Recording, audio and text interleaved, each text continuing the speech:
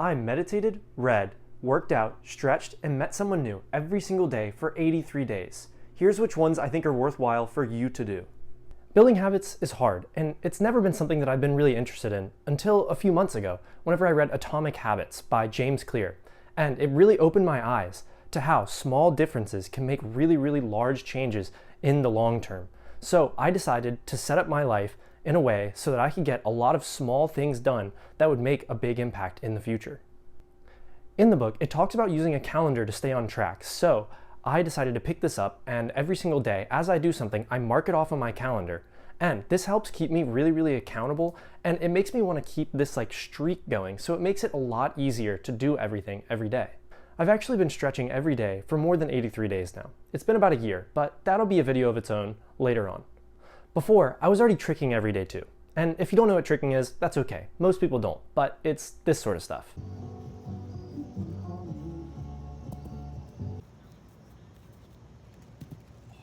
But I wanted to be more consistent with everything, so I decided to keep track of it on this calendar. As you can see here, each one of these lines coincides to one of the habits, and as I would do them, I would mark them off on each line, and that's the same all the way down.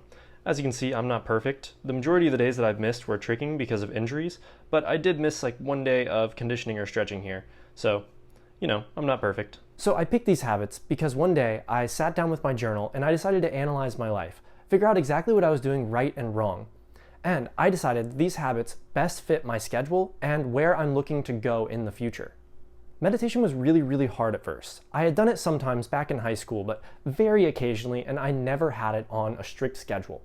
But to build up, I started with just doing 2 or 3 minutes at a time, and then eventually, week by week, I built up to the point where I was doing 20 minutes every single morning.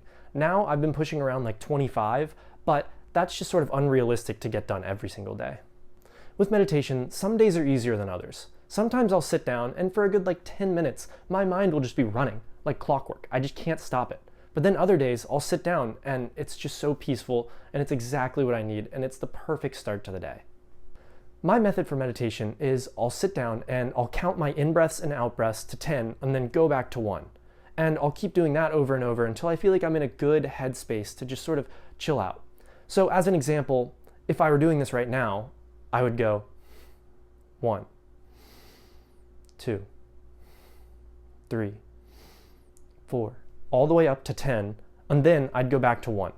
This really helps just keep my mind on one single thought, and it just clears everything else out. After a few minutes of this, I can usually stop counting, and my mind will just sort of be emptied, and it's a lot easier to go for the rest of the meditation.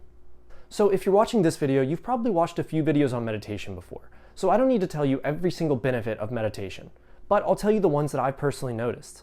I have a longer attention span, I'm distracted less, and I can manage my thoughts easier. But all of these things are sort of subtle. It's not something that I'm noticing every single second of the day, like some YouTube videos claim, but it is super helpful, and I think in the long term, after I do this for a few more months, I'll start to really see the benefits. Another thing that I've noticed is that I can manage my emotions easier. It feels like whenever I have an emotion, I can sort of decide to tap into it or not, and that's something that I've never been able to do before. Also, sometimes whenever I meditate, I'll try and cultivate an emotion, such as compassion. I've heard of people doing this before, and I figured it'd be worth a shot. And honestly, it's a really cool experiment, but it's not something that I do every day. So my verdict on this one is that it's definitely beneficial, and I would definitely recommend it. I'm looking forward to see what my practice will do in the future, but for right now, I'm happy with the benefits I've gotten, and I'm looking forward to continuing those. So I decided to do meditation and reading in the morning because those are the two hardest, cognitively, to do. And whenever I was in school, it was really hard to try and push these towards the end of the day because I was just so dead by the end of the day. And that was the last thing I wanted to do. Sit down for a few minutes and try and manage my thoughts or just try and read a book. Yeah, right, after I did all that schoolwork? No. So reading wasn't as hard to pick up. It's not quite as grueling as meditation is, and I actually enjoy the books that I'm reading. And if I get bored of one, then I'll just switch to another book, and if I get bored of that one, I'll just switch back. So it ends up working out. For reading, I usually read 20 minutes every single day, but I started out with just 5 or 10 minutes and eventually built up to 20 minutes. It's actually something that I want to do longer than 20 minutes now. It's crazy. From something that I couldn't do for 10 to now something that I want to do for like an hour at a time, it's just such a crazy transformation. Whenever I first started reading, I was a really slow reader. It would take me like a month just to get done with one book. And now I can knock out a book in like a week. It's crazy how much faster I've gotten at reading just by doing it every day. Another thing I try and do with the books is I try and switch back between nonfiction and fiction. I see nonfiction as building up my knowledge in my mind, but fiction as building up my character and me as a whole. Plus, fiction is quite a bit more entertaining. Now, I'm still not the fastest reader. I'm not gonna go read a book a day like some people can, but at some point I might be able to build up to that. And it's feeling more achievable the more that I do it. I used to be an avid non-reader. And by this I mean that I would hate on like everybody that read. I wouldn't read books for school. I wouldn't read books that I thought were interesting. I wouldn't read, period. I hated it. I maybe read one book a year. Maybe. Also, if you're still in school and doing projects on books, here's a tip. If you look up 2 or 3 different summarizations, like the Cliff Notes and the Spark Notes, then you can do any school project. So keep that in mind. However, I'm not liable for any damages that causes, so don't come back to me with that. That's beside the point though. I've learned a ton of stuff through reading, and it's part of why I even started this YouTube channel, because I was reading the book Ethics, and there's another book I'm reading right now that I want to make a YouTube video out of. So I definitely recommend this one. Even if you only read 5 to 10 minutes a day, it will make a huge difference in your life. Just do it. I think that learning is so important just for its own sake. I think so many people get wrapped up in school, learning about things that they're not even interested in. So you should go pick up a book, just something you're interested about, and just read it. Just do it. You'll love it, I promise. So for working out, I did 2 different things. First and foremost was tricking, which I mentioned earlier, but here's another video, just in case you forgot what it is. And I can show off a little bit, because I love showing off my videos.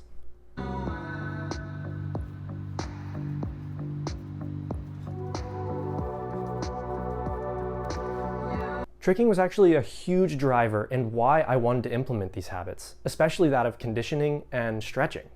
So tricking is basically a mix between gymnastics, martial arts, and breakdancing in an attempt to build combos that look appealing to the eye. Tricking has been a huge part of my life for the past 5 years, but I didn't start taking it really seriously until about a year ago. And then, because of tricking, I decided to do general conditioning so I can keep my knees and my ankles healthy. I get injured all the time, and anything I can do to cut down on how many injuries I get is worth it in my mind. So I decided to put in the title just working out instead of tricking or conditioning. One, because I think more people are gonna watch it if I put working out than tricking or conditioning, because honestly, who even really knows what those are? And also because I couldn't trick every day. I wish I could trick every day, but any of the days that I couldn't trick, I just did conditioning to keep my body in shape. Sometimes I would be injured and I just couldn't do it. It's hard for me to notice the differences because I've been doing this for so long. It's sort of just like a part of me now. But I think it sort of goes without saying that everyone should work out at least for a little bit every day. You don't have to do 2 forms of workout that I'm doing, but at least something. Anything will help. So all of this tricking and conditioning is super hard on my body, and I need to do something to keep my body up and running so I can do this every day. And that's what led me to start stretching. Just as a side note, I also went vegetarian, and that really feels like it helps me be less sore, and that'll be another video of its own later on too. So not only does stretching help with recovery, but it also helps me just be more flexible in general. It makes my tricks look so much better. Here's a video of me doing kicks back a few months ago, and here's a video of me doing it now. There's a huge difference in just how flexible I am. It's great. So as far as stretching goes, I hold each stretch for about a minute. And I keep a timer up as I do it so I can see when I'm supposed to end. It usually takes me about 23 minutes to do overall, and I'll put on the screen the stretches that I've been doing every day.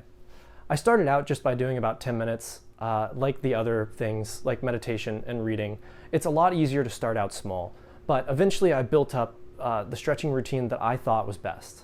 So I actually recently stopped timing myself, and now I just like to feel out the stretch. Just breathe, just relax. I feel like it helps me get deeper. I'm a little bit more connected with my body. It just feels better than being timed. But sometimes if I'm in a rush, I'll still time myself. Just like with meditation, some days are better than others. Some days I go into my splits and I feel super flexible.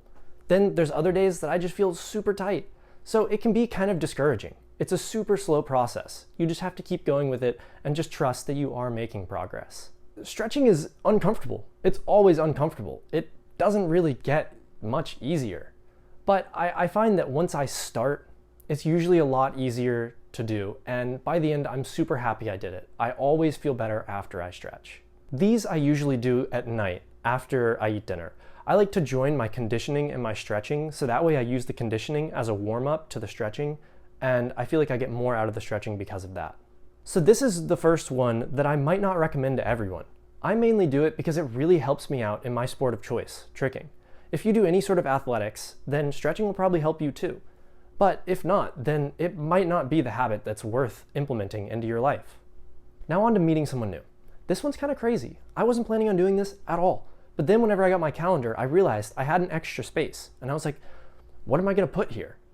And I remember last year, around this time, I was trying to figure out how to be like more outgoing and social. I'm sort of an introverted person. And I found that really the only way to do it is just to practice. So I figured if I went out and met somebody new every single day, then I'd probably get a lot better at it. And I was right. So it's actually funny. This one took up the least time and effort by far. I could do it in like 2 or 3 minutes. Or if I was just walking around campus anyway, then I could easily just stop someone and talk to them. But it was always the one that I ended up doing last. It was the hardest to do, always. So like I mentioned earlier, I'm pretty introverted, not very outgoing, definitely not confrontational. But the majority of my interactions with new people were just whenever I was walking on the sidewalk and I'd be passing someone and I'd just say, hey, I'm Drew, what's your name? I've been meeting someone new every day. And then I'd just go into a conversation. I might ask them an interesting fact about themselves or ask them where they live, what they're doing. It didn't really matter. I just wanted to get myself out of my comfort zone. The first guy that I walked up to, my heart was racing. I was so scared. And he was just sitting there studying at a table, and I walked up and I was like, hey, do you know where the Court of Carolinas is? That's somewhere on NC State's campus. And he basically just looked up, pointed, and he was like, yeah, right there. And I was like, okay, bye. That was basically the end of that conversation. And from then on out, it just got progressively easier. Every single day, it was like a weight was lifted. My heart was racing less. It didn't take me like 10 minutes to go up to somebody. Now I have basically no fear. I can talk to just about anyone that I want to without any problem. It's awesome. There's even one guy who I happened to run into who was really into meditation too. We ended up sitting outside and talking for like half an hour in the cold. It was awesome. So this is actually the most influential habit. I saw the greatest results from doing this in the shortest amount of time.